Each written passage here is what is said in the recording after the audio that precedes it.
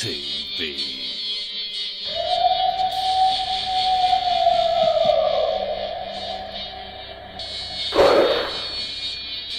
What was that?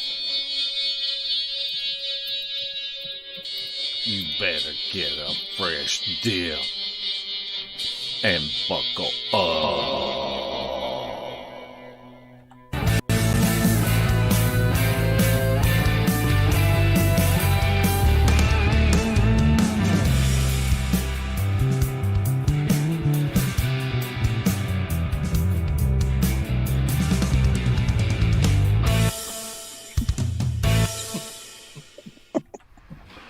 Larry Porst II, how you doing tonight?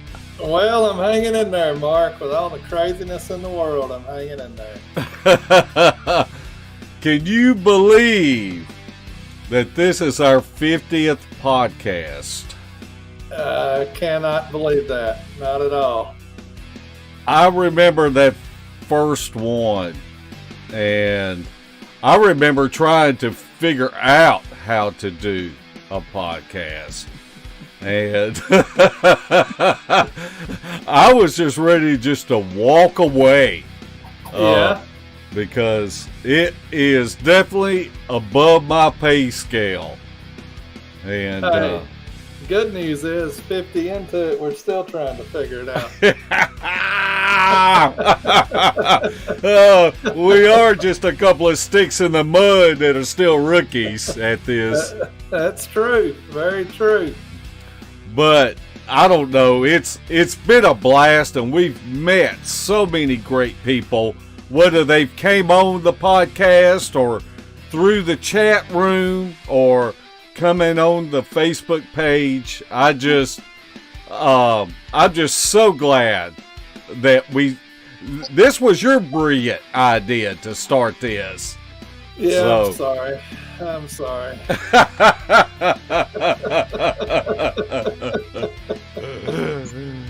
Well, I tell you what, I'm really excited about tonight's show. And I know I say that every week, but we get to talk to somebody that grew up in the Pacific Northwest. And so I'll just go ahead and let you introduce her. All right, tonight we got with us Khym Christensen, and she has some awesome stories that led her into Bigfoot research, and I can't wait to hear the stories. How you doing tonight? I'm doing wonderful. Thank you for having me on the show. Well, we thank you, Miss Khym, and we're just really excited to have you on tonight. And I guess just to get started, just introduce yourself and give us some background about where you grew up. If you would like to talk about your family life or any non-Bigfoot hobbies you might have, or anything else that our audience might find interesting. All right, Mark. Well, I grew up on a homestead on the Pacific Northwest coast here in Oregon. I'm a fabricator by trade and an artist and a Bigfoot researcher on the weekends. So, basically, I grew up, my grandparents moved here in the 1920s and bought property on the Oregon coast. And my grandmother was a true settler. She raised her kids here, and my two uncles and my dad, and me and my brother lived on the farm. So, we had everything we needed out here pretty much. And we might go to town for flour and sugar once a month. So wow. We were pretty independent people. And it was quite the good experience growing up. I spent a lot of time out in the forest with animals, fishing, hunting, that kind of stuff. And just living off the land with some really, really good people. So, well, it sounds like you learned some skills that most of us need to relearn. I'll be happy to teach you. Come on out. That sounds good. Now, you living in the Pacific Northwest, they have a rich history of sightings and occurrences. I know you've got some stories. Why don't you share some of your stories that were told to you? Well, growing up here, I've heard quite a few stories. The very first story I remember hearing came from my uncle. So when I was little, we didn't have TV until and power until the 1970s here on the farm. And I remember when we got our first TV set, and our whole family would come up here for Sunday dinner. We'd sit around and watch Sunday night TV shows. And we were sitting there watching, I think it was Unsolved Mysteries or something like that, or Mysterious something. I can't remember the name of the show. Forgive me. I was just little. That's all right. I remember there was UFOs, and then they were talking about these monsters living out in the forest. And I'm just a little kid, and I'm thinking, there's no monsters in the forest here. What are they talking about? And they had this whole episode about Sasquatch living here in the Northwest. And I remember the scene that stuck in my head the most. It was a couple of people were sitting on a couch watching TV, and this big hairy monster was looking in their window behind them. And it's like, we finished watching the show, and my uncle Hans, he was a woodsman. He cut lumber for a living and spent most of his life out in the forest. He started telling the family what happened to him. And he told us he was on a lumber run to Marshfield, which is up the coast about 24 miles. And the roads back then weren't paved. They were gravel roads and long, twisty, windy roads. He actually had to get on a ferry to cross the river to take the lumber up to Marshfield to sell it. So he told us he got done late that day, and when he was heading back, he was coming through this area called Seven Devils, which is old growth forest, really dark, shadowy, with lots of twisty turns in the road. Yeah. And I've been through there before they logged it, and it was very beautiful, but it was kind of creepy, especially at night, with all the big trees and stuff. And he said this monster, just like that was on TV, stepped out in front of his truck, and he hit his brakes, and it stopped in front of him, and it turned towards him. And he said it was taller than the cab of the truck, and it was looking at him straight in his face, and he could see its head, chest, and down to its waist, almost in front of this 2-ton truck. Yeah. And he said it leaned forward and just let out the most god-awful scream in his face. That he's never heard anything like it in his entire life. It scared him to death.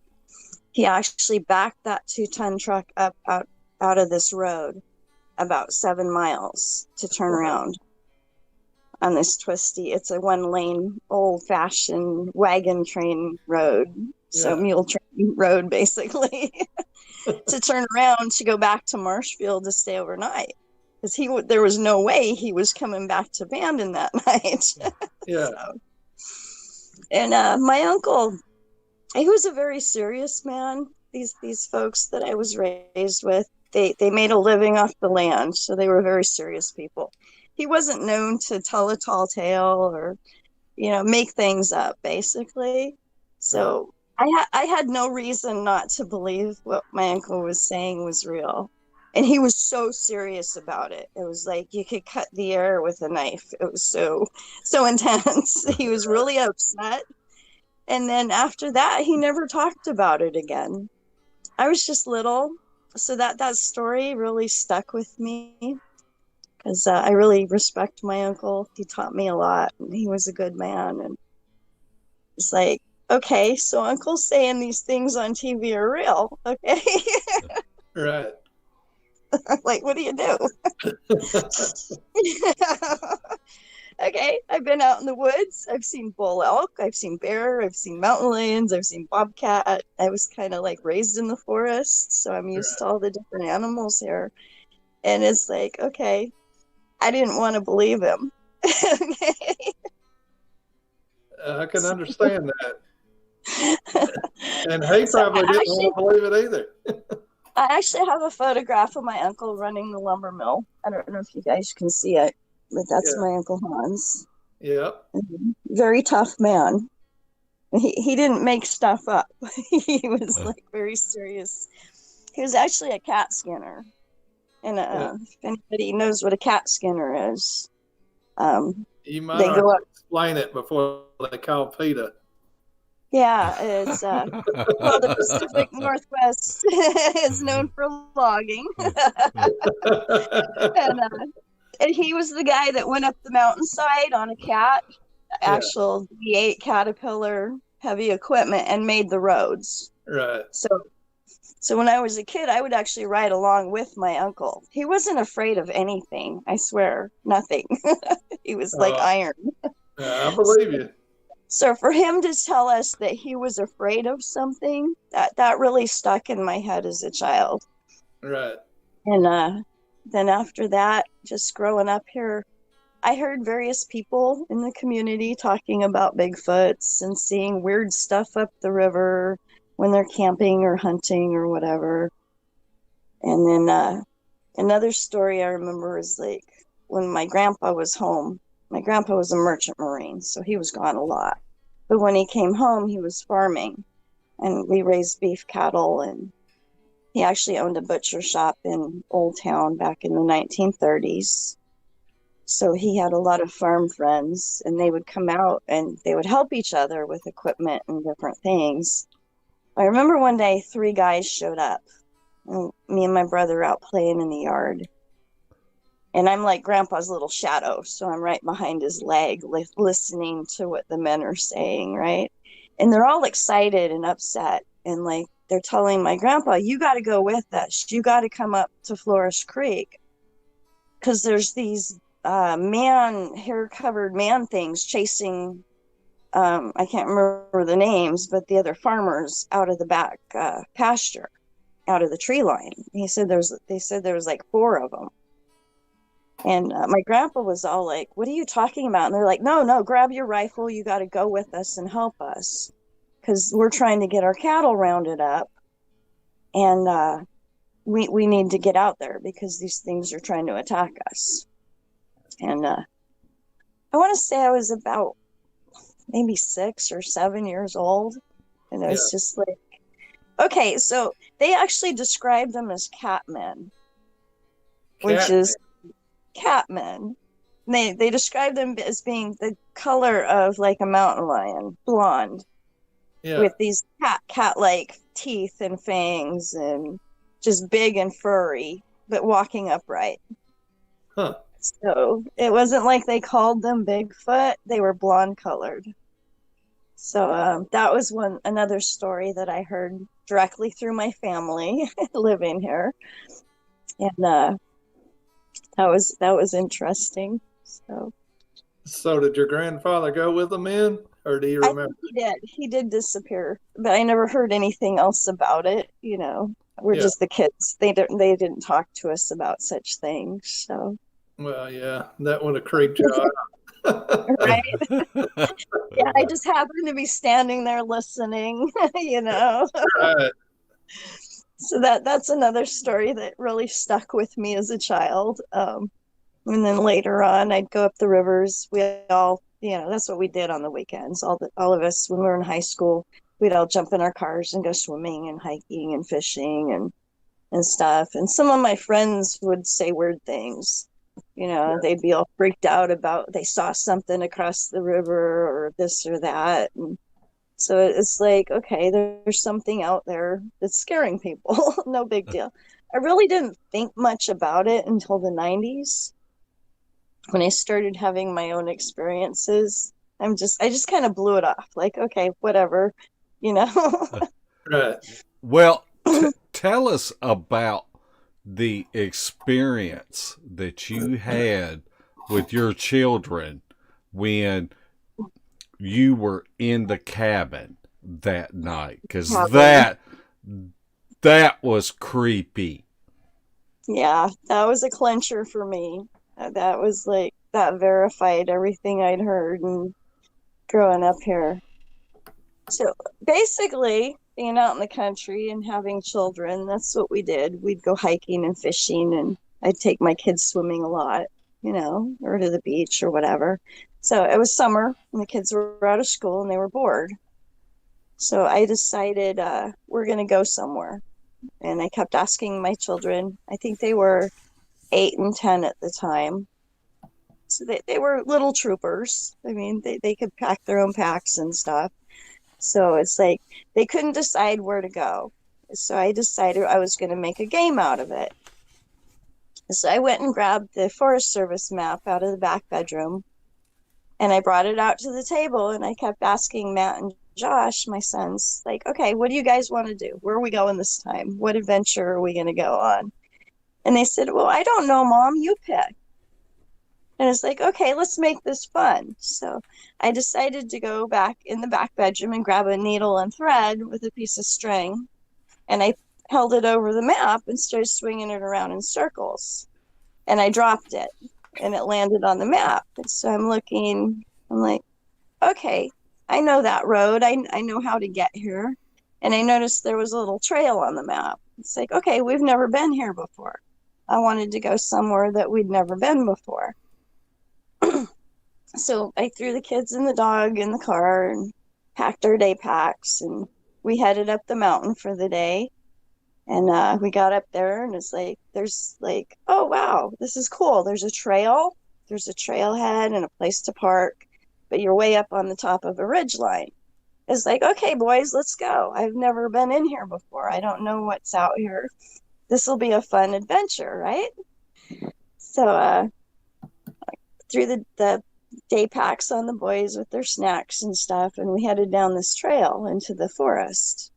It was a beautiful hike. Just old growth trees, and it was downhill all the way. It's like, it wasn't an easy trail. It's like, and I kept thinking, well, we got to hike back out of here sometime today, right? Yeah. That's I'm always like, is on this my trail mind. ever gonna stop? So finally, after about 45 minutes of hiking straight, it's pretty straight downhill, I finally got to this. There was a signpost, and the trail split. And on the post, there was some wooden pegs, like arrows, that were carved, hanging on strings off of this post. And I'm like, well, what the heck is that? You know? So I walk over there, and I'm looking at these wooden stakes with names carved into them. And then I'm realizing these are mining claim markers, okay? And there was some paperwork attached to the post in a little baby food jar that talked about the mining claims. And it's like, oh, wow, I didn't know there was mining claims out here. This is cool. So about that time, some guy walks up the trail from upriver and starts walking towards me and the boys. And I'm like, hello. He's like, who are you? And what are you guys doing down here? He was like so gruff. I was like, almost scary. Okay. I'm like, well, we're just out hiking. Okay. I've never been here before, and we just like came out here for the day. And he introduced himself, and he was actually really cool. His name was Mad Jack. And he said, well, hang on a minute. My wife's right behind me. You can meet her. And so I met these people down at the bottom of this trail and started talking to them. And it turned out that they actually owned the mining claims down there at that time. And so I spent some time. We actually got to be really good friends over a period of time. And they told me that they had another mining claim downriver that was available for lease. And I'm like, okay, let's check this out. So I found out that there were cabins down there, and that had been mined for a long time, like since the 1800s. And it was really just a fun experience with my kids. And I'm like, okay, so let's lease this mining claim for the summer. Okay, so we can come down here and spend a week or two and just have fun and look for some gold, because that's something I hadn't done before. So it's like, okay, so I signed the contract with Jack and Lisa, and we leased the cabin for the summer. And Came back a couple of weeks later. I don't know if they were down there at the time, but we just came in, and I was planning on spending an entire week down here. So you're like down in the bottom of a ravine, and it's like it gets very little sunlight once you get way down in there. There's maybe 2 hours of full sun in the middle of the day, and then it's in shadow, like morning and evening. Yeah. So it's kind of damp and dark, but it's beautiful. Like it's just like, and so we're out there having fun, exploring, checking out the creek and stuff. And I had packed in enough food for a week. And that particular, I think it was the second night we were there. I remember we actually left the cabin for the day. We went way downriver. We just had fun swimming and playing. And we came back. It was fairly late in the evening, but it was like a long day. So it wasn't dark until late, right? So I remember we it had a wood stove and kerosene lanterns, no power, of course. So I like made the kids dinner, and it was after dark, and they were tired from playing, but they were still wide awake from being excited and staying in this really cool cabin. It was like it was from the 1800s, and it was like a little 2-room cabin, but people had been in and out of there probably and brought different things in over the years. So people tried to refix the original cabin up. So people had painted it and did little things inside and brought in a bed and different things. So it was pretty cool. It was like stepping back in time. So the whole atmosphere was like really, really interesting. Even so, it kind of reminded me of what it was like when I was a kid before we had electricity. Because Grandma had the kerosene lanterns and stuff. So it was like, this is neat. I was really happy about being down there. So I remember feeding the kids. And then I put the fire down for the night because it was like really late by the time I got done cooking and stuff. And got the kids into bed. And they fell out like a log. They just fell asleep quick. And then the next thing I know, as soon as I shut the kerosene lantern off and I was getting ready to crawl in bed, something started hitting the side of the cabin wall way up above my head and just shaking the whole building just so hard. And I'm like in the dark. My kids are just fell asleep, and I'm like, what the hell was that? I'm out here with 2 kids and a dog, out in the middle of the national forest. My car is an hour and a half uphill through an old growth forest, right? Right. And I'm like, so I always carry a firearm because we were raised with firearms. So I grabbed my gun first thing, didn't make a sound, and just kept pointing my gun at the direction of this sound. And it was like, it was almost like somebody was beating on the wall with 2 fists, but maybe open-handed, more of a slapping. But it was so hard it actually shook the walls and the floor. And I thought it was going to come through the wall. And just below where it was hitting is one of those old-fashioned windows with the little square panes, the type I'm talking about. Yeah. The old style windows, the little thin glass. And they were rattling in the wooden frames. Like, I thought it was going to come through this window or wall or whatever. So I stayed up until daylight. It actually came around the front of the cabin and went under the porch and started hitting the front door, too. So here I am in the dark with the dog curled up behind my leg, pointing my gun at this door for what seemed like eternity. Okay. And I kept hearing it would walk around the building. And it was dark, so I really didn't see it, but like through the window I could kind of see its shadow, and it was like really huge, like taller than a man would be. So that's when it like really hit me hard that my uncle's story was true. Right there at that moment, it's like, oh shit, these things are real. I mean, Right. I got goosebumps right now, literally thinking about it. I didn't know how to process that at the time, so I had a hard time with it for a little while, and it was scary. It was very scary. All I could think about is defend my children at any cost, whatever this thing is. I don't know, but just protect my babies, right? So I remember staying up all night. I was so exhausted by morning. It never did come in or break into the building, but just it being out there, I didn't know where it was. I could hear twigs snapping, like something was walking past this other side of the building, and then it would go quiet for a while, and then I would hear some more like brush over here, and then it would be quiet. So it only hit the walls the 2 times, but it was like the first time it hit the wall like so hard. I really thought the wall was going to fall in. So, Yeah. and the So, front porch wasn't very tall. I mean, it might have been 8 feet tall where the door is. So it was like, I know that was short, but it hit the door so friggin' hard. I don't even see how a man could do that in the dark. yeah. No, so I was sitting there thinking, okay, what is this? It's not a man. Somebody wouldn't come out here in the middle of the night to scare us. What the heck is this thing? So I remember first light, I packed my kids up and we hiked up the trail and left. I'm like, Yeah. So man, at first light, it quit beating on. It just left. yeah, daylight.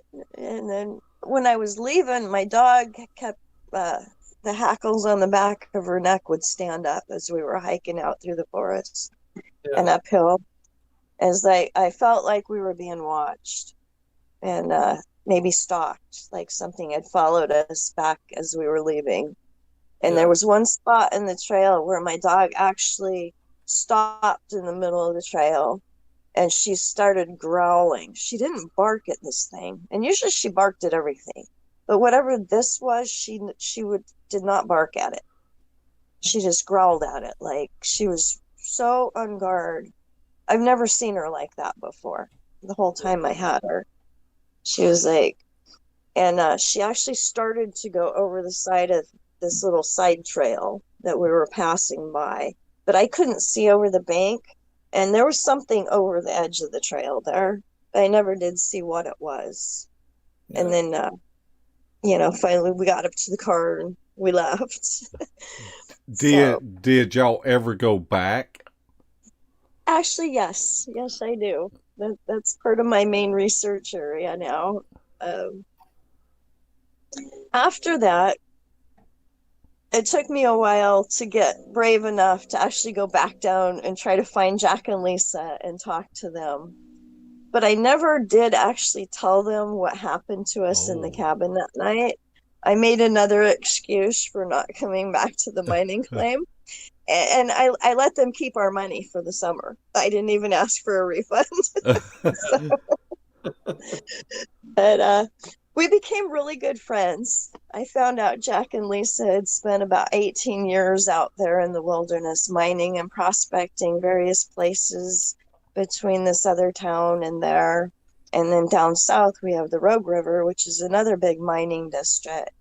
So they'd been up all the major rivers and all over the place out in the forest. So I was sitting in their other cabin one day, talking to them as I went back down in there probably a month later. And I asked Jack and Lisa, what do you guys think of Bigfoot? Hmm. And Jack kind of looked at Lisa sideways and she looked at him and he didn't say anything for a minute. And he said, well, we saw a track up on the Illinois River once. And then he didn't say much more. Then he looked at me and he said, hold on a minute.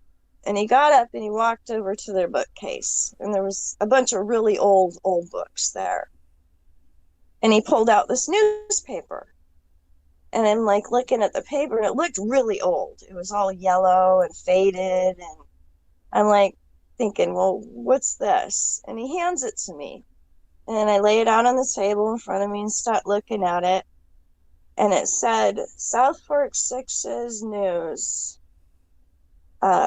Thompson Flat cabin owner shoots at Bigfoot. Wow. Okay. And I'm like, wait a minute. This newspaper says it's from here. There's no town here. And he said, well, read some more. There was over 300 miners living down there at the time. It was a mining town. They actually had a butcher shop.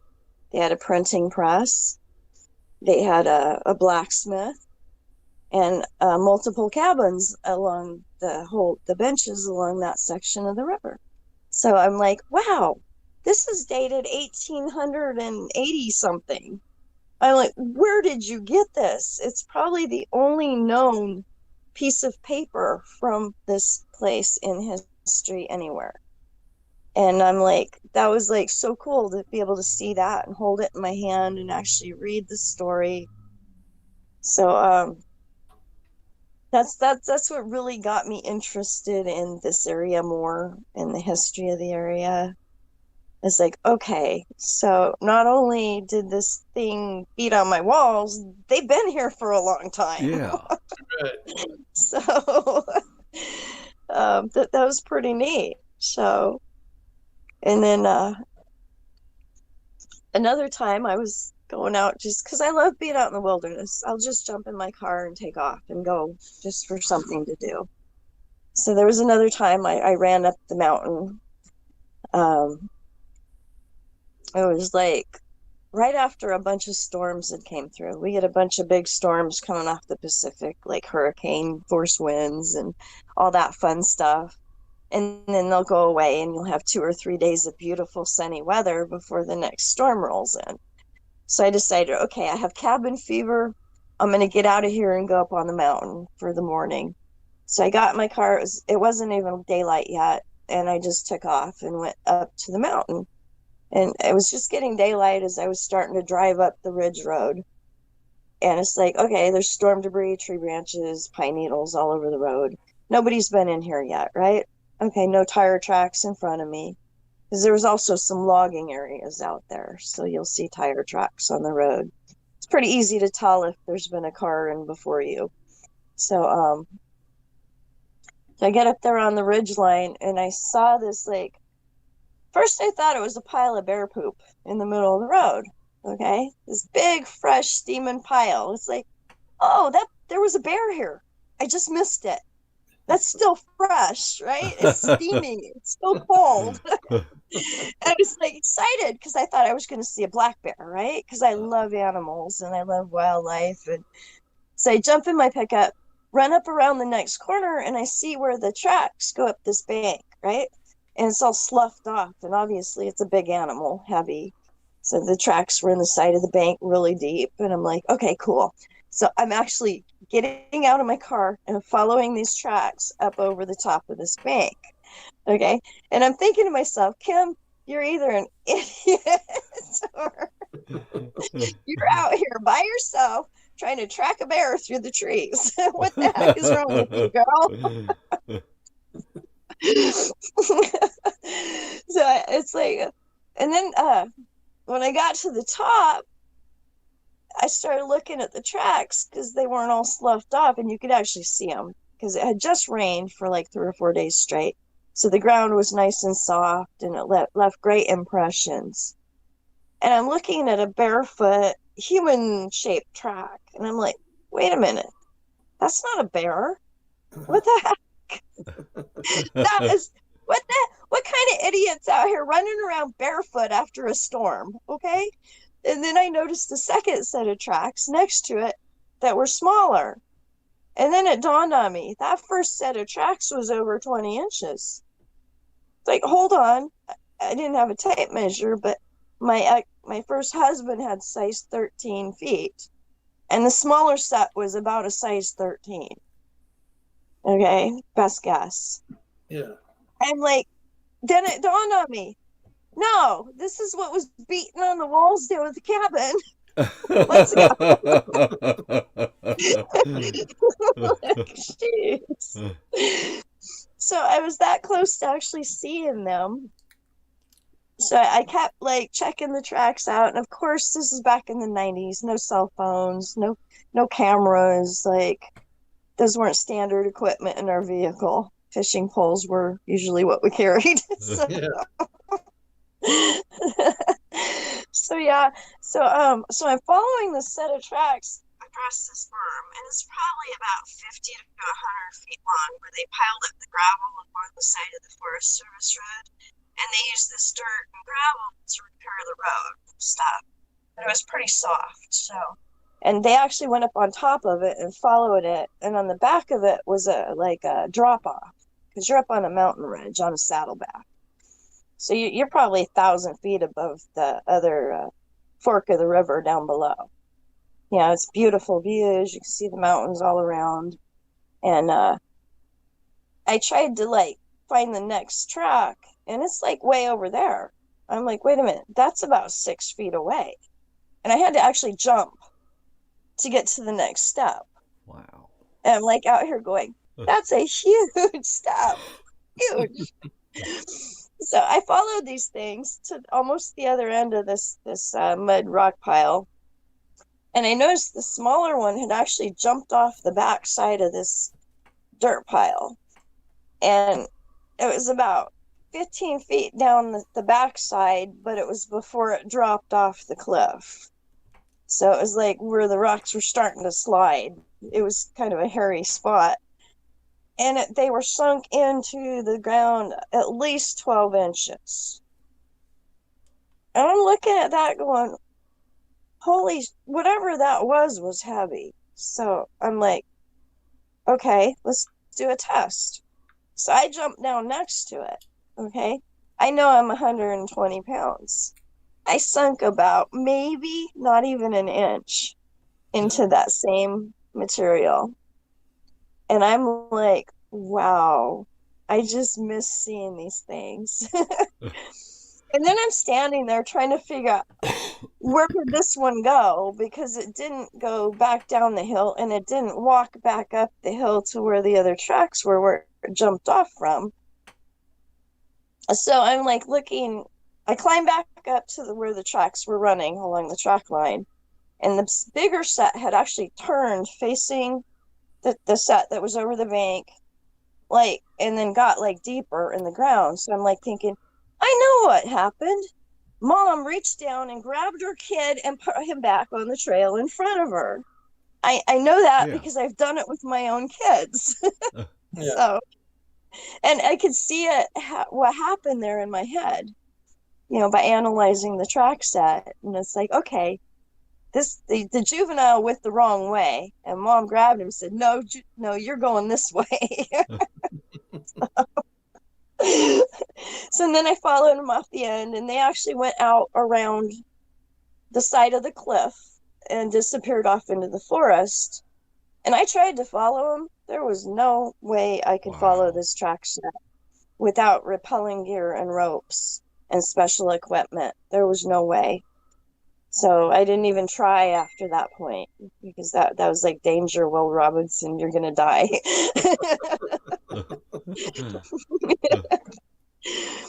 So yeah, that was quite an interesting summer, and a big awakening for me personally.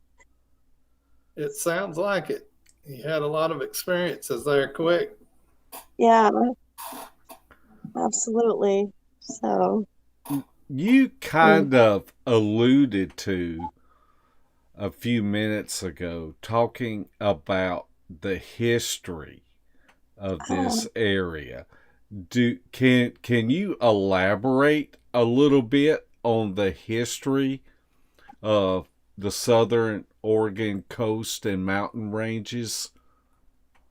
Yeah, well, that's where this is the events that actually got me very interested in what is going on out there. After seeing Jack's newspaper and my experiences, I started more actively looking online for stuff. You know, that's back when the internet was brand new. But I actually did manage to find a story back then about a guy named Nugget Tom that lived down in there. And he was actually supposedly pushed off a cliff by a Bigfoot. And Wow. and that one I believe is actually published online. I'm not sure who the author is. It's the Nugget Tom story. And then over the years, I did more research. I'd go to the library a lot and take my kids to the library. And one day I ran across a book in our library about the pioneers and settlers of this area.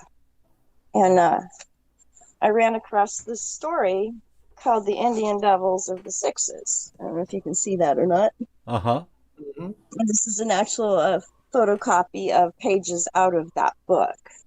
It's Pioneers of the Coquille Valley, basically. And it talks about the South Fork mining district and how the, let's see, it was called Butchertown at one of the creeks. And it was called Alder Gulch at Bear Pan. And 2 miles further up was Wendellville. Well, Wendellville was an actual place. They actually had a bowling alley that was downriver at the Forks. Wow. And they actually had a bowling alley and stuff out there in the middle of the wilderness in a mining district. Okay. That's pretty I cool. found bits of old vehicles and stuff out in the forest. And I think there's a picture in my slideshow that shows an old car out in the forest all beat up. Yeah. I ran across a few of those. So basically, this story talks about the people that lived there and how they had a Bigfoot encounters. And one of the people that lived in the cabin that I actually leased, his name was Grizz. And I have his actual name, and I'm doing more research on him. And I actually found his original mining claim document. So I have a copy of the actual document that proves the story correct in the book with his signature on it, dated 1881. So that was so I have evidence backing up these stories that were written and published in 1939. Yeah. So that was really awesome to find. And basically, Grizz got killed. His dogs were thrown over cliffs. There's actually a cemetery down here, and there's supposedly 3 or 4 people buried in it that were supposedly killed by Bigfoots. Wow. According to the stories, but it's very interesting, and that's going to be actually coming out here soon. I met somebody last year. I'd like to give a shout out to Mr. Marcel, actually. He is the Ape Canyon expert. I don't know if anybody knows Marc. He's awesome. I had the pleasure of meeting Mr. Marcel last fall at the Bigfoot and Brews convention in Bend, Oregon.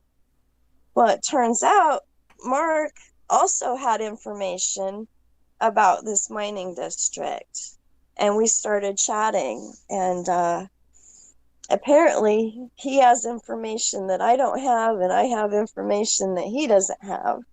So we've been chatting online, and I'm hoping to get together with him and collaborate on the story so that we can actually bring this to light. And it's an exciting project that I think will be coming out soon. So so I wanted to share a little bit about that. And Marc is an awesome guy. He's a historian. Yeah. He has a wonderful book about the Ape Canyon incident. And I know he spent a lot of time and research finding the actual site. So I'm excited to actually collaborate, hopefully, with Mr. Marcel on this. That era of time is pretty cool in that area because the community's built up so fast and so big, and then overnight they vanish. There's a lot of them scattered around like that. So that is cool.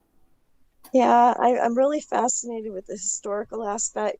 So actually, in the last 4 or 5 years, I've spent a lot of time on the ground here, going out there, trying to find the actual mining claim Yeah. locations, the locations where these incidents happened, because there's specific names of gulches Right. where this, like, for instance, the dogs got thrown over a cliff at Butcher Gulch, okay, or on Mount Avery. So I actually spent time finding the locations of where these incidents happened.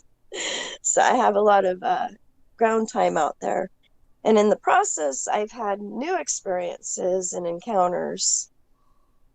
And so I don't know how much time we have left here tonight, but I do We have more stories from the we Southport. we have as much time as you want to put up with us tonight.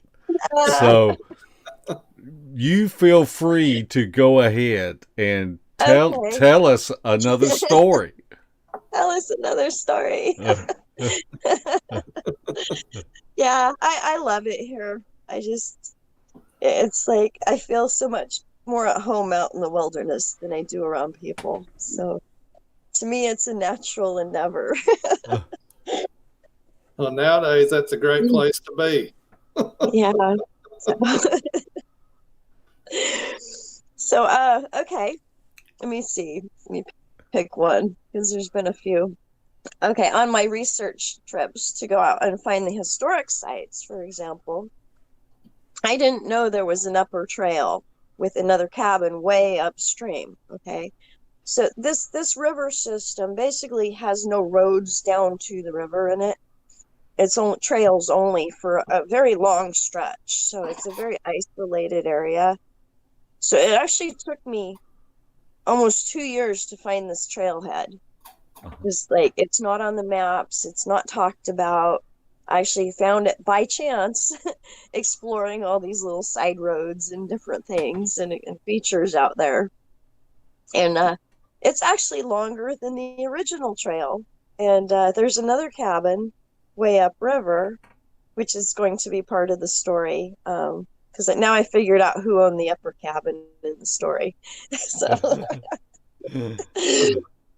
um, but our first trip in there, I had a partner. He's not with me now, but we went in there late in the day. We actually left here late. We ended up getting there. It's like, okay, we only got so much time to get in here. We got to go. So we came in really quietly and really fast, like downhill. So we didn't make a lot of noise. And when we got down there, we found there was a cabin site and more mining. There's a lot of stuff left over from the 1800s mining because they actually had water monitors and hydraulic mining equipment down there too. So you'll find remnants of the past laying around in the forest. And so we found a spot that was suitable because these are actually active mining claims. So if anybody does decide to go into a district like this, you want to be careful and respectful. Right. And it's not illegal for people to be out in the forest. You just can't take the minerals. Mm-hmm. So, but sometimes people get defensive. I've ran into people out there that were very not friendly in the past. So, but once you talk to them and tell them what you're doing, usually they're pretty cool.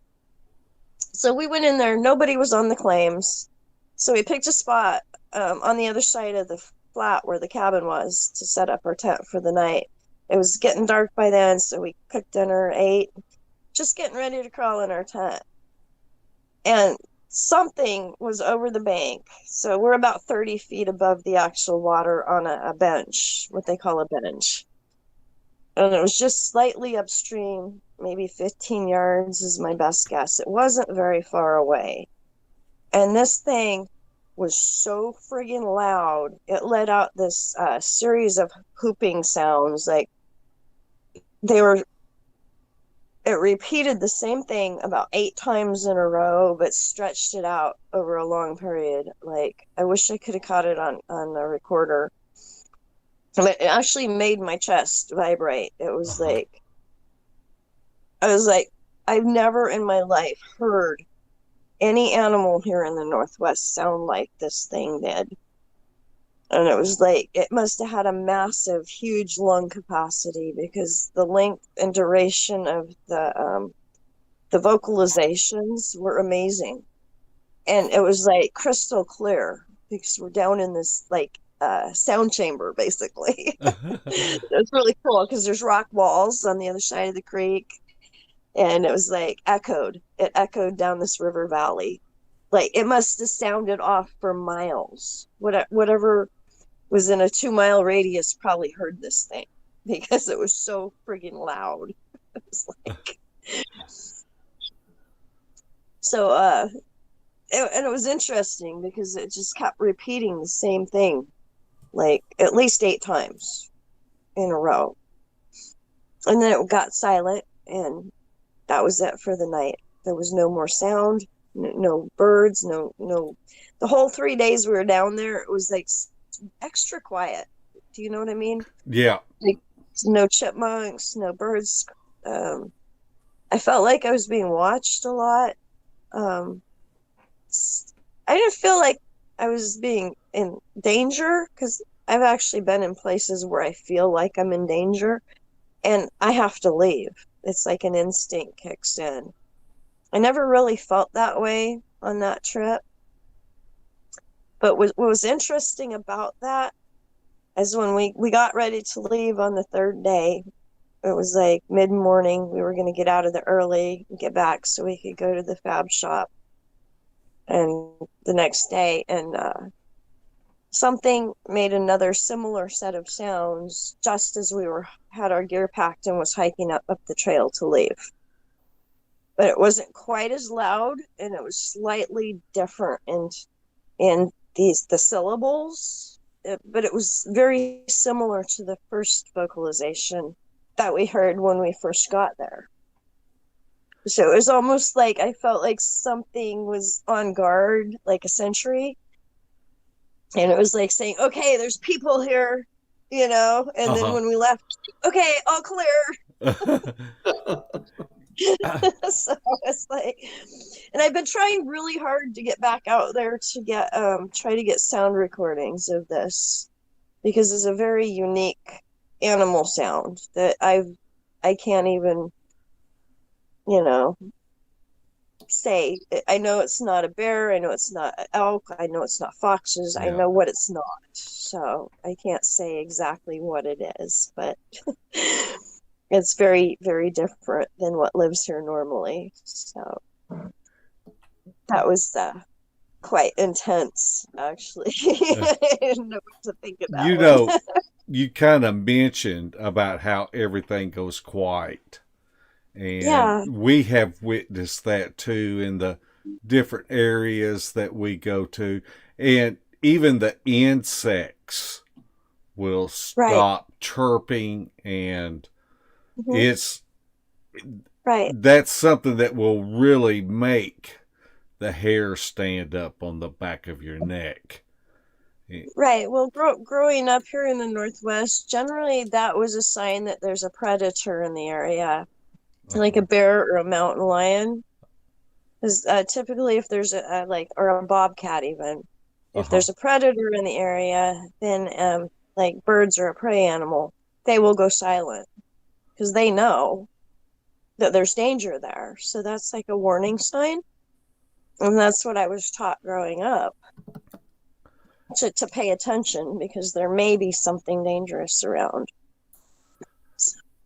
Let's say that you invited Larry and myself up to your area for, let's say, 3 days. Yes. What your research tactics and what you do? Why don't you explain when we got there what you would show me and Larry, any background, studying maps, or anything like that you would show a researcher, and I hate that word researcher, I'd rather use the word hobbyist, but expeditions. Yes, expeditions. Expeditions, baby. That's what I do. Expeditions. Well, first of all, I would say I cannot guarantee anybody you would see anything on 1 3-day trip or hear anything or experience it. I have multiple map sets that go back for several generations, various Forest Service maps that show the old roads, and the new maps don't show some of the roads, so I'll refer to different reference materials just to make sure, plus GPS units. And then in my technique is I don't go where people go. I generally will find a maybe an old logging road that's been blocked off by Forest Service 15 or 20 years ago. It's overgrown and only game animals go through there now. Okay, a lot of these you can't even see when you drive past them on the main current Forest Service roads because they're just overgrown. You'll be driving past roads you didn't even know were there, or old trails from the 1800s that are just blended into the environment now. So I put a lot of research into an area before I go actually out in the field to see what is out there, because there's places you can get into out there where you will die. Okay, so you want to absolutely know your terrain. You want to know what kind of gear you want to have with you.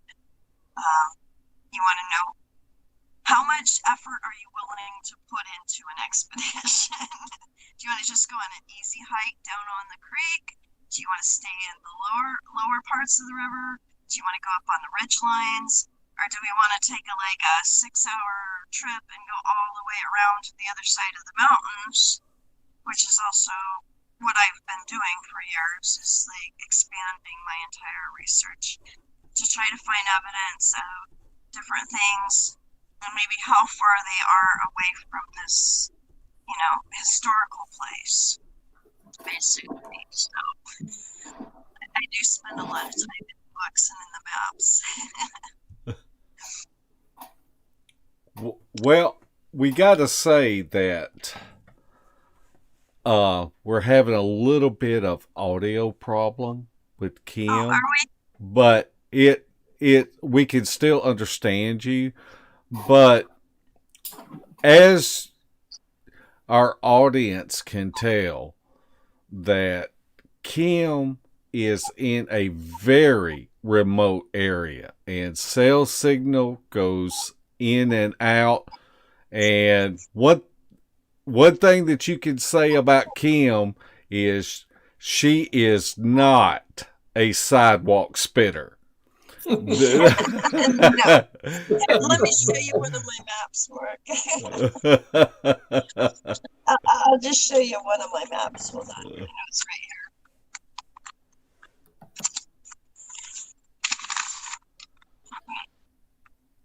I don't know if you can see it very well, but this particular map is from 1858, or 1898, I'm sorry.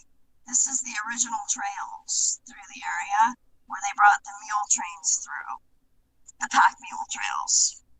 A lot of these don't exist. I go out and try to find them and where they were before. Yeah. So, and many of these, there's actually a couple on here I haven't found yet, but I know they're out there. Well, I remember when Larry and I first started researching together, and one thing that me and Larry would do was studying the old maps. And I'm not talking about something from the 70s or 80s. We would go back and look, and one thing that would cue us in would be names of I don't know how old this one is, but it's pretty old. Wow. I don't even have a date on that particular map, but I want to say that one is 1800s era too. But the names can really clue you in. Yes.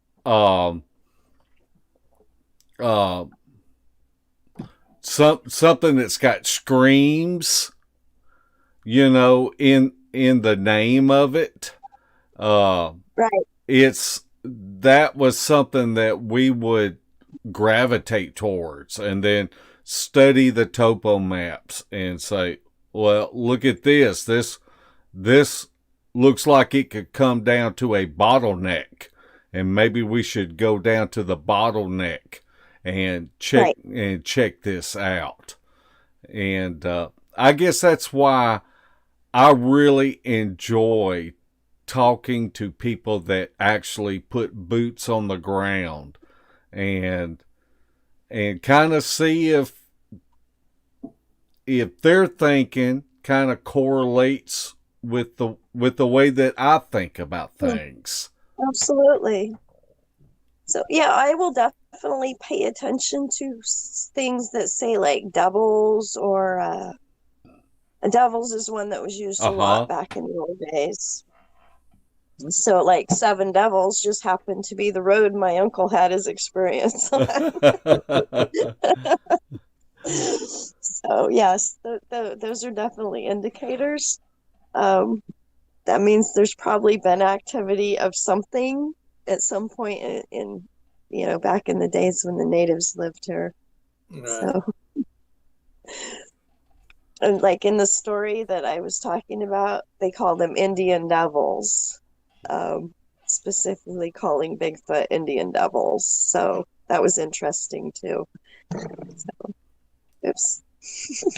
Does this area of Southern Oregon, does it have a history of Native American tribes that inhabited the area?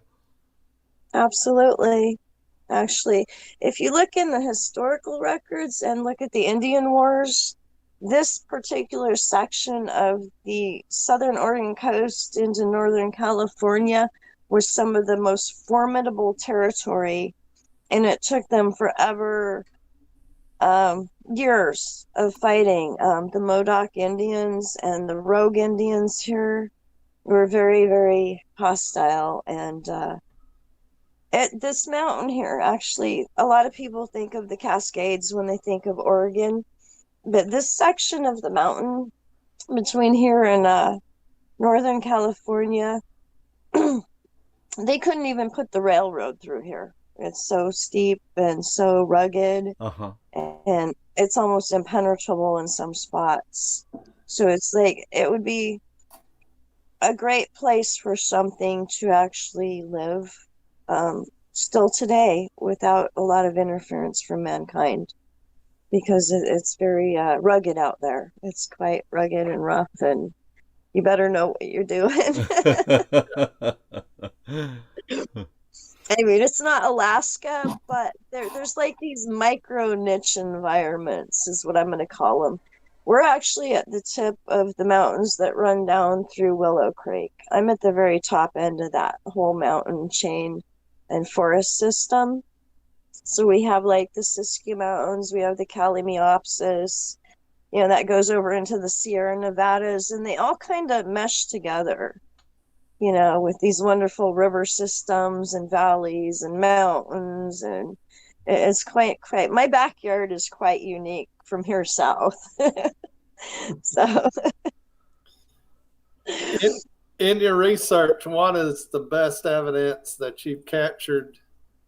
I know you missed the steaming pile of feces because you didn't have anything. And you didn't get the prints because that was before cell phones. Well, darn it. I do have hair samples, and I did speak to Shelley Covington, Montana. I went to the Bigfoot and Brews convention in Bend last year.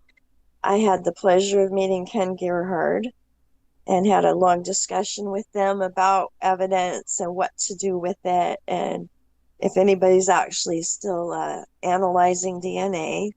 So I got a couple of pointers on where I could send stuff. Yeah. And I haven't actually done that yet, but I am leaning towards getting more solid scientific evidence into the right, community of people. Right. So it's fun. pictures. There's some very interesting tree structures that I've shared photographs with. They're in the slide presentation, where these trees are bent over each other, crossed, up, and then they're interlocked up under other tree branches and stuff, which is not normal, typical of a storm. I've seen so much storm damage in my life living on the Pacific coast that I know what a storm does. And it doesn't make pretzels out of trees. Okay? It doesn't. Yeah, we're looking at some actual photographs now of pictures that you have taken. Yes. And what are your tactics whenever you go out into the woods now as far as trying to document evidence? Well, I invested in a Zoom recorder. I don't have, I'm going to be investing in some smaller portable digital recorders that I can leave out in the field, because I'm really hoping to get the vocals.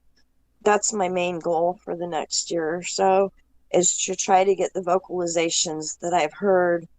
I try to describe them to people, but I'm just not capable of describing them, to what I actually heard. So that's one of my biggest focuses, is to get the vocalizations. I can take pictures all day long, unless I can get you guys a picture of one. Actually, I've never actually seen one in full daylight with clear detail. I've seen shadows out in the trees that were very large and they move. But they hide extremely well. I mean, I actually had one sitting behind a ferns. Our ferns will actually get up to 6 feet tall here. Wow. And it kept popping his head up and down behind the fern bushes. Like, okay, you're playing games with me. Stop it. So, yeah, it's the world's biggest game of hide and seek here. Absolutely. Guarantee it. And they are good at it, I'll tell you that. Yes, ma'am, no doubt. Better than we are. Much. As for, let's see, let me think. Well, it's not really evidence. I mean, mostly I have my stories. I had another incident where we hiked into the backside of a mountain, not far away from this other area. Because, like I said, I'm exploring the mountains range, and we had something come in behind us and pile brush over our trail after we'd hiked way down into this old growth forest. And not only did it cover our back trail, it went behind my car and put trees and tree branches on the road. So I have pictures of tree branches and trees on the road, but I don't have pictures of what actually did it. So. Yeah. It sounds like they're getting ready to make you disappear. Are they? Yeah, maybe. Hopefully not. Yeah, that one particular, that was pretty interesting. We went on a day hike. It wasn't like we didn't stay overnight that time. We just drove way in there, and then some of the old Forest Service roads, the old logging roads, actually they end with what they call a tank stop, where Forest Service will dig a hole in the road so you can't go past it and leave a big hump. Right. So you got to get out of your car and hike in wherever you're trying to get to. So that was one of those occasions where we had to park the car and then continue on foot. And it was after a storm, so we had actually cleared the brush and trees and stuff off of the road just to get the car to where we parked the car.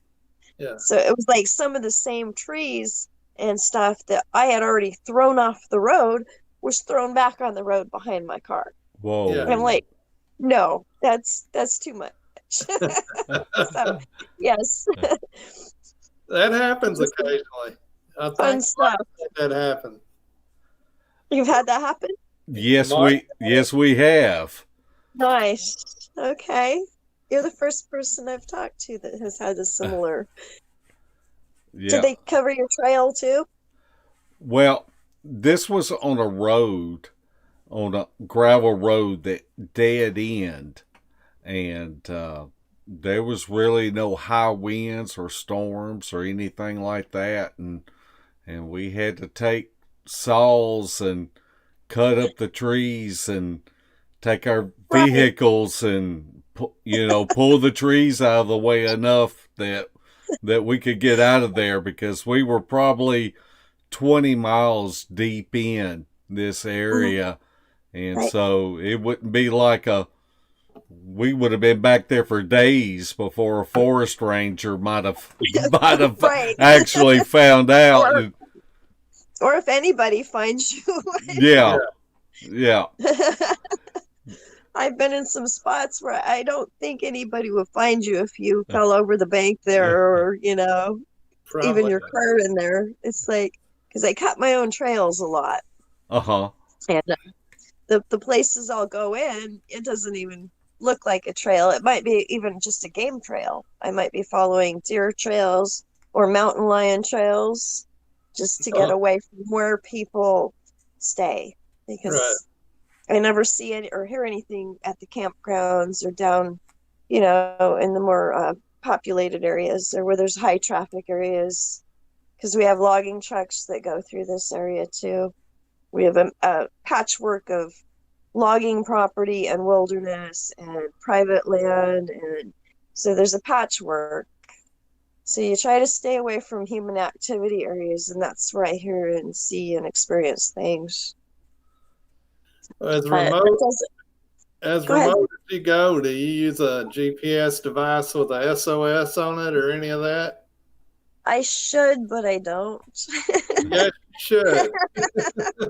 What I'll do is I'll take my map and I'll show my son where I'm going for the day or how many days I'm supposed to be there. Yeah. And I'll give him a general search radius. I said, okay, this is where we're going to leave the vehicle, and I'm going to be like 3 hours from the vehicle this direction. Yeah. If we're not back Sunday, send them out here, and this is your search radius. So. Wow. Larry, maybe we need to man up a little bit more. She's putting us to shame. Well, what's sad is if we walk 3 hours any direction, we're in another town or something. Yeah. Right? Well, I could definitely get lost. No, people actually disappear out here. There's actually a story just last fall. Actually, I knew the man about 20 years ago. We had a guy disappear up here very close to one of my research areas where the tree structures are. And it made me wonder what may have happened to him. But as far as I know, he's not been found yet. So wow. That's a sad thing.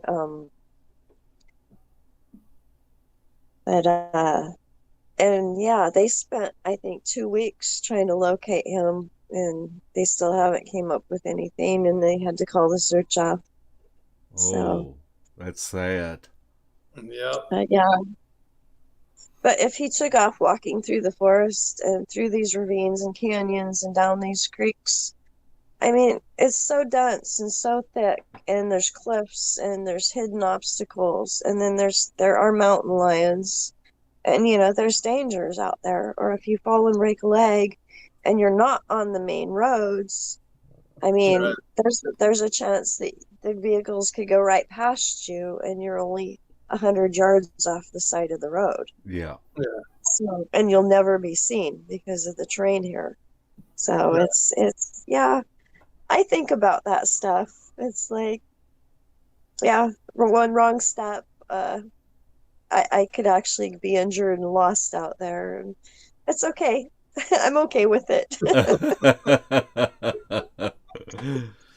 Larry, I think we have a bunch of questions we ought to get to that people that has been sending Khym. Still crazy Chris. And Chris is still crazy. Let's get Crazy. that. Let's get that straight. did did your kids know what was going on at the cabin that night when you had that encounter?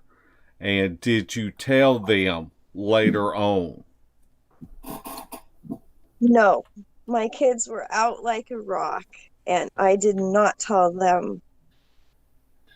I didn't tell them until they were like much older, actually. I didn't want them to be afraid. It was very scary, very, very terrifying experience. And I decided not to tell my children. And they didn't mention it. And when I talked to my youngest son about it, he says he doesn't remember it. So Uh-huh. he was sound asleep.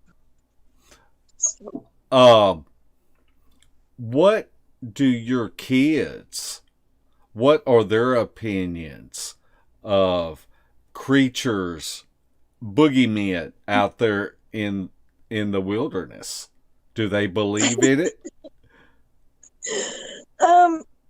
my older son actually, he graduated high school, went to college, and left, and he works a corporate job. So he's not even anywhere near the wilderness, and he never talks about such things. I'm sorry. My younger son, he ended up staying here. He's never actually seen or heard anything, but he doesn't go out as far as mom does. Uh-huh. So generally, he's stuck closer to home, got a job in town, and he might go swimming once in a while, but he's not sure. He's kind of like I was before I had my actual experience. So Right. he's like, okay, well, maybe mom, but whatever. All right. Spencer Jameson wants to know, what kind of vocals do you get in your area? They're like a really low, deep, whooping type sound.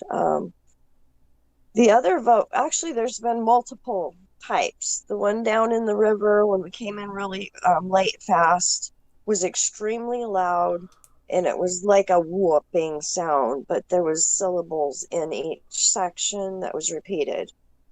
It's really hard to describe that one. The other one that really stood out to me was at a lake that we'd hiked into. It was a 3-hour hike in, got there late. Right after dinner, something was over by the lake and under the canopy of the trees. And at first it sounded like there was a couple of owls in there, like maybe big owls, like northern type great horned owls or something. But then it like turned into like what sounded like a pack of coyotes. Uh-huh. It was like dogs, like howling, chipping, like, and then it turned into this like gorilla type whooping sound, but there was no break in between the pack of dogs and the whooping sound. It was like one solid vocalization type thing. And it didn't dawn on me at first. I'm like, when I first heard it, I'm thinking, cool, owls. And then I'm thinking, what the heck is it? We don't have very many coyotes out here and they don't pack up. And then it dawned on me, that's not either one. And something really large started coming through the forest towards us, running towards us, crashing brush.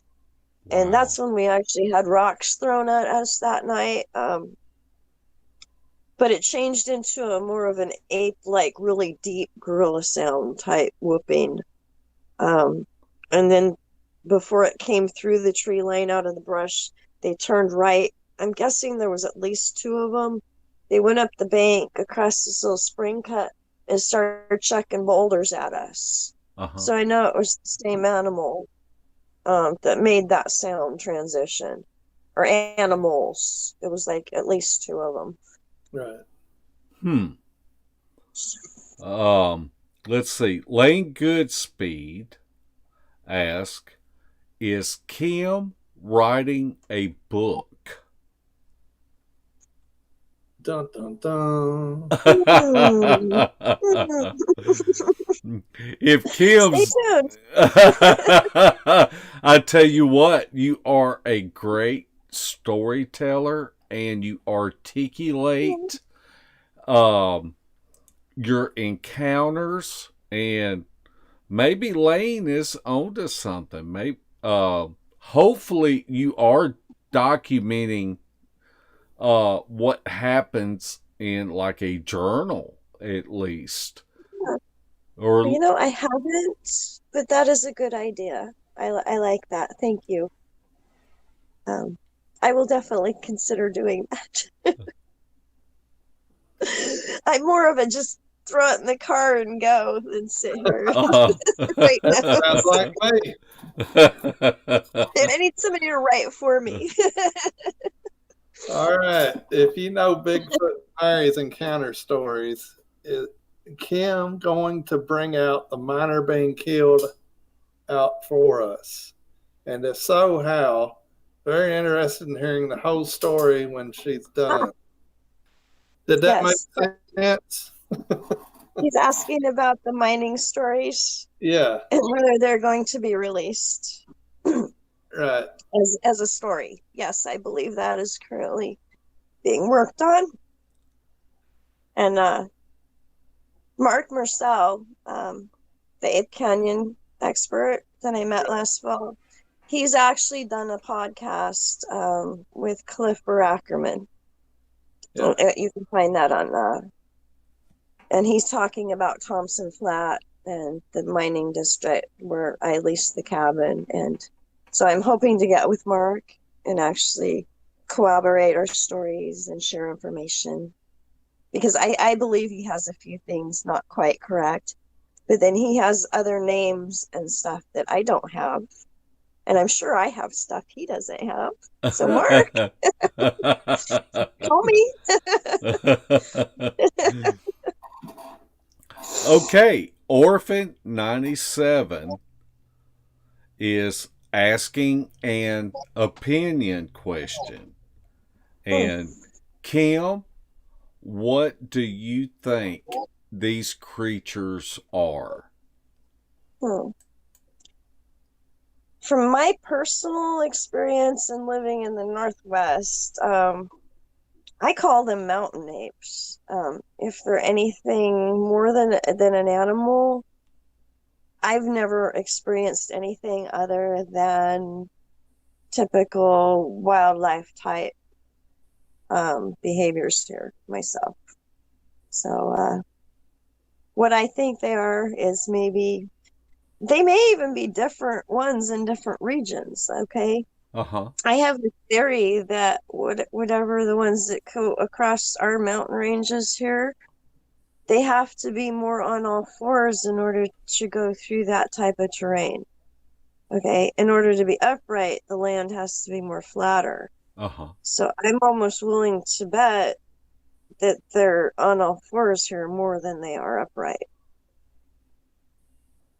So that leads me to believe that at least in this region, I mean, they have to be extremely agile and flexible and able to grab trees and jump over boulders and under things and not fall off of these massive rock slides, shales, cliffs. And where I find evidence is way up high where it's very steep and treacherous. So I know bears can go over the sides of these mountains. I've watched them do it. I know deer can go up and down these mountains. But as for a human, we have great difficulty going through this type of terrain without gear and equipment. And there's places that these things go that you would actually die if you tried. So I'm like, okay, you tell me what it is. I hear you on that. All right. Bud Rodnor asks, wondering, have you introduced your kids to Bigfoot? Have you tried to get them to go out with you at all or through camping? Well, my youngest son, yeah, I did try, but he had his friends he'd like to hang out with. And, it's not cool to hang out with mom. It's just not.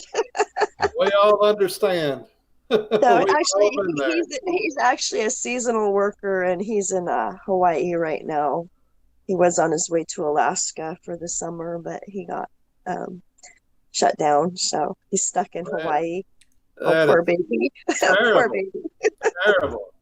Hawaii or Alaska? That's a tough decision there. Right. Okay, we would like to acknowledge Michelle B. and Michael from Texas Bigfoot Rangers. And they actually gave us a little donation tonight. And we never ask for no money. We do this for the love of it and to meet people like Khym and to hear their stories. But we do want to say thank you for that. And Michelle Yay. and Michelle asked, Khym, do you have your own YouTube channel or website? And she has really loved hearing you talk tonight. Oh, well, thank you. Actually, I do not yet. I was looking at some better video recording equipment, and I haven't made the purchase yet. I just have my cell phone. So no, I have not yet. I've spoke on a few websites. Shout out to Texas Rangers. Love you guys. You're one of my favorite. Michael Patterson, Blue Ridge Sasquatch, awesome. Everybody I've talked to in these groups, it just seems to be wonderful. You guys. So I'm really having a great time meeting people and talking online. So this last year is the first time I actually reached out and started sharing my stories. So I'm kind of new to the whole community. Uh-huh. Well, we're I've glad been you decided to do it. isolated and kind of my independent little thing I've been doing for years here. So I didn't even know there were so many people out there that were interested in this type of thing. So I live in a time warp out here. Like, we don't even have cable TV at my house or internet. So I'm like, I'm probably 20 years behind everybody here. Well, Khym, I hate to tell you this, but in about 5 years, you'll want to go back to your independent study Yeah. and forget all the community. Yeah. Because we're headed back that way. Yeah. Our buddy Dan Ricky says, research the researchers. And that is such a true statement. Yeah. And Vicky always says, get you a herd and stick with it. All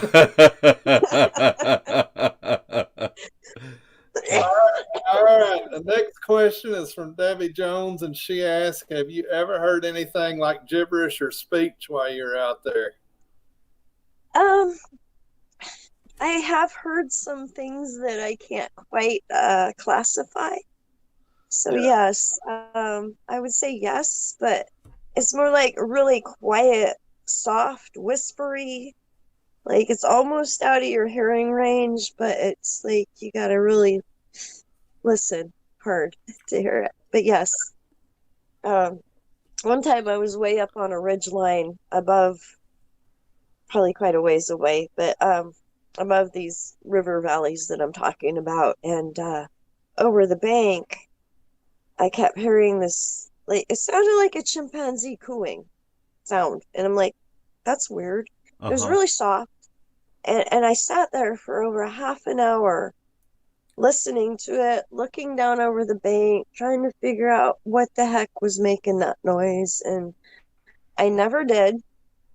And I actually took my camera and I started just taking random pictures down the hillside. Well, when I got home, one of those pictures has this fuzzy figure. It's not a clear image, but it almost looks like a gorilla sitting on the side of the bank with its knees up. You know, like when you sit on your butt with your knees up in front of you. Uh-huh. Yeah. And I'm like, Well, that I didn't see that when I was actually there, but I found it in my photographs after I came home, and I'm wondering if that wasn't what was making that noise. So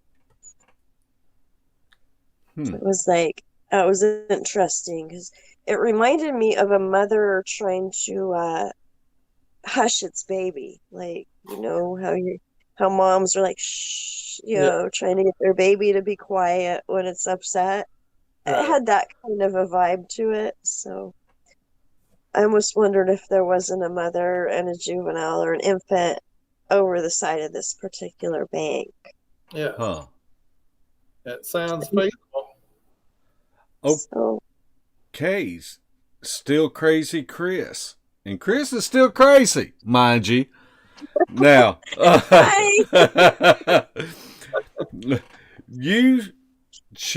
she's telling you, Khym, that you should invest in a GPS and satellite phone.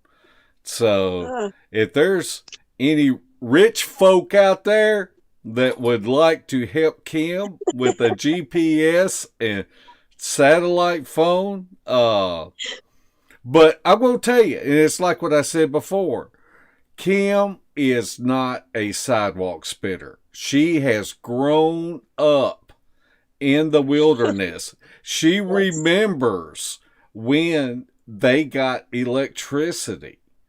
And so there's not a lot of people that are, I'm going to just say my age. I've always known electricity. Right. And so our first TV was a huge deal. It was like, wow, what is this thing? The whole family would get together and we'd have a family event just to watch it. That was fun. All right. I don't know who. We have to give a shout out to Nigel Given. He is watching live from Ireland. And he's saying it's 3:30 in the morning there, and he's watching. How about that? I tell you, Nigel he's a good dude, and he comments on our channel, and we're just so appreciative of everybody that interacts with us. It helps us on our recommended feeds on YouTube, and so we just want to thank everybody that interacts with us. I see we've got 65 likes, and we've got 102 people watching right now, and so you know what? If you hadn't hit that like button or subscribed, it won't cost you no money, and it won't take no skin off you. So it will help us immensely. And I don't know. I don't know about you, Larry, but I have really enjoyed celebrating this 50th podcast and talking to Khym. Khym, I could just sit around a campfire and just listen to her stories all night. Let's go. Hold my beer.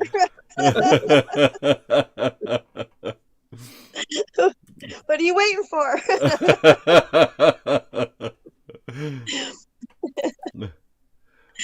Well, I tell you, I'm down. I guess we're. I think I just see a question. Have you ever felt that they were trying to get you to go further into the woods? And that's from CD Squatcher. Where they covered the trail, I'm not sure what that was about. I don't feel like I've been lured into anything, if that's what he's asking. With the trail being covered, After we parked the car, we hiked way down in there, probably, let's say, an hour and a half. And the amount of brush that was on that trail, it was almost like it didn't want us to come back the direction we had to go to leave. It was like pushing us out away from where we'd parked. So I'm wondering if we didn't pass an area where something, maybe that's where they had a family group or a place that was special to whatever to them, that they didn't want us near, that maybe we passed it on our way in or something. Right. So it made me wonder that way. But well, the area you go into, I know Northern California is notorious about having the illegal marijuana farms scattered through the area. Do you have that problem in your area? Ever since I can remember. You don't go up that road, but it's okay to go up that road and around. Okay. Well, you would know the area, so I actually drove right into the middle of that before here in the Northwest. Yeah. And you stop your vehicle, you see the Mexicans and the tents and everything. They're set up right in the middle of the forest road. I mean, they're not hiding it up here. And right. No, you just put your car in reverse, wave and smile and say, bye, see ya. Wrong road. I'm lost. I'm going this way. Yeah. Well, it's good that they allow you to leave. Yeah, not get thrown off a cliff with your dogs. I'd be more upset with my dogs getting thrown off the cliff than I would be me. Yeah, poor old Grizz there, man. Mr. Madigan. Larry, is that all the questions? No, we have another one from Still Crazy Chris. She wants to know if you ever been followed home and what was your most scariest encounter? No, never been followed home. My research area is like at least 2 to 3 hours from my home. So other than weird guys, oh no.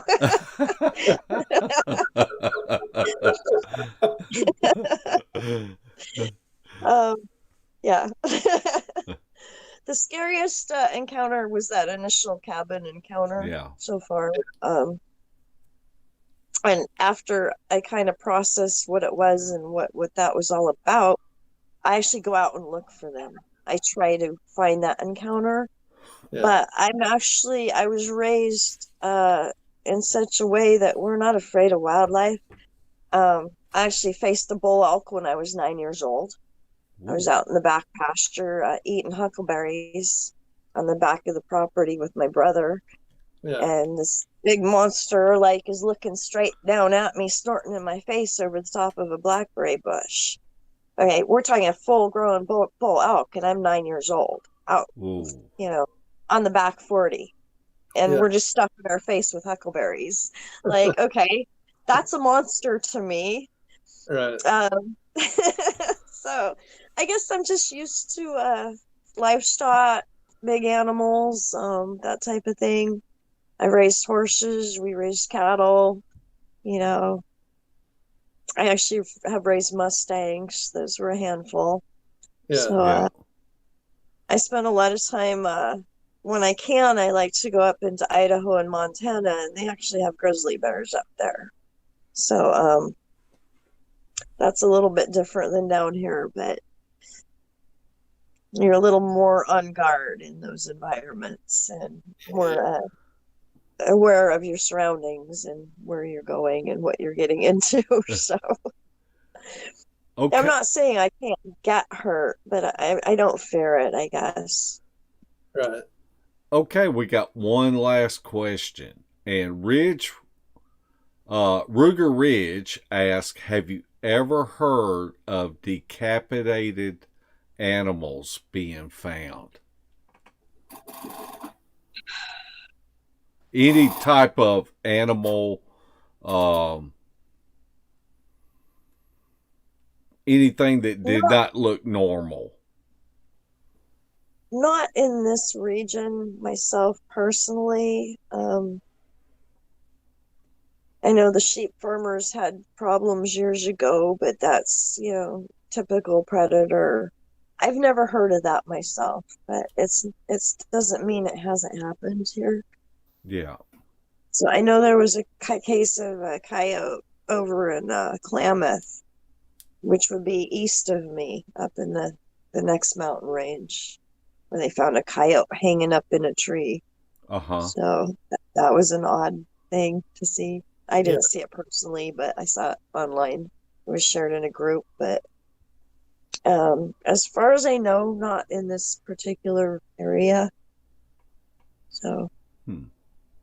Okay. Well, I guess we're coming to a close at the end of the show. And Khym, we would like to give you this opportunity for any closing comments that you would like to leave with our audience. Oh, okay. Well, I had a great time, guys. It's a pleasure to be on here, and wish me luck. Hopefully I can bring something solid to the table. So that sounds good. Yeah, I would like to do that. So well, we just want you to be safe and make sure you come home every time you go out. Right. I think I got this.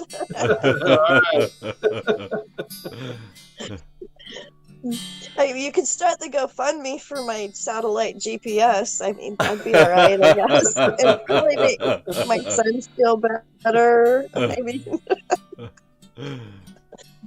yeah, I'm just going to keep being me and do what I do and enjoy life. And I really enjoy being out there. So that's where I'm going to be heading out hopefully tomorrow.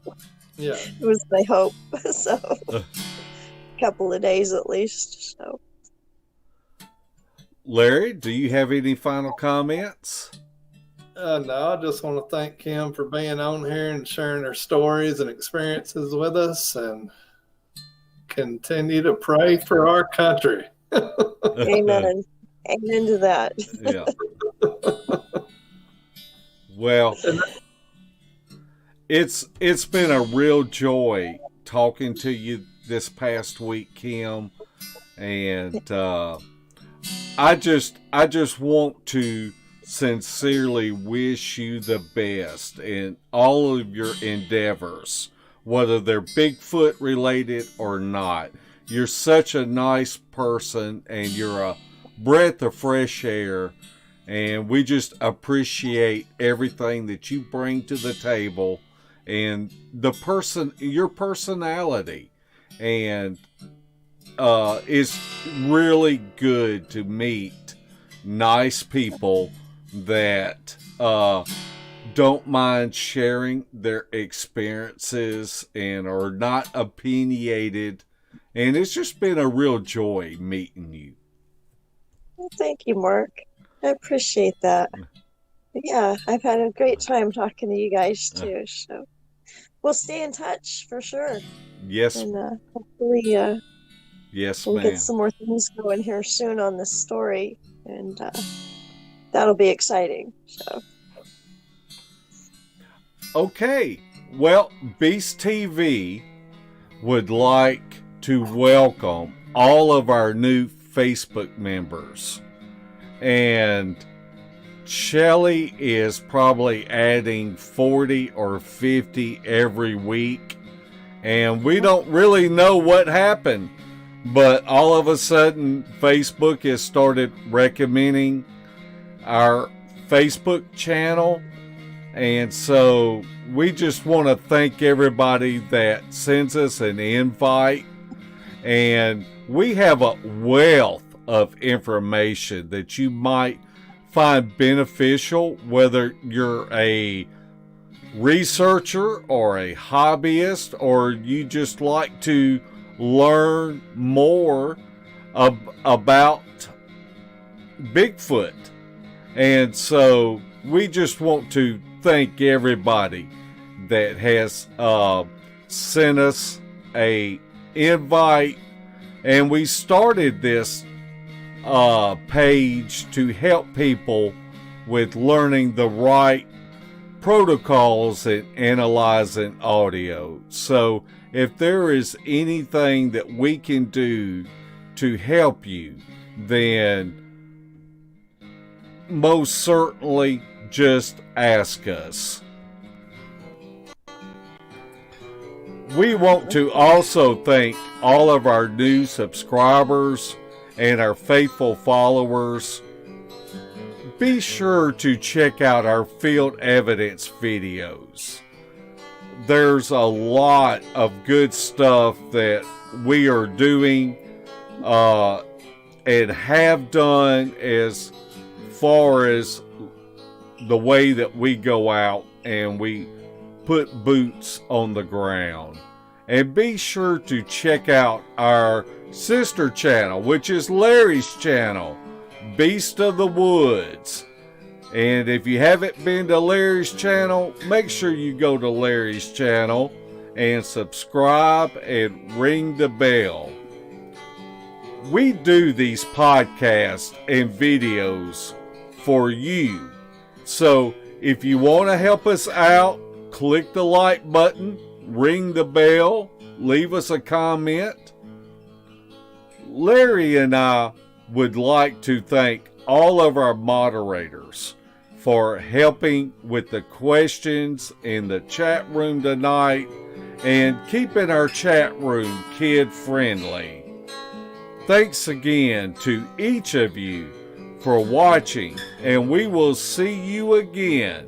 Same bat time, same bat channel. Night night, footers.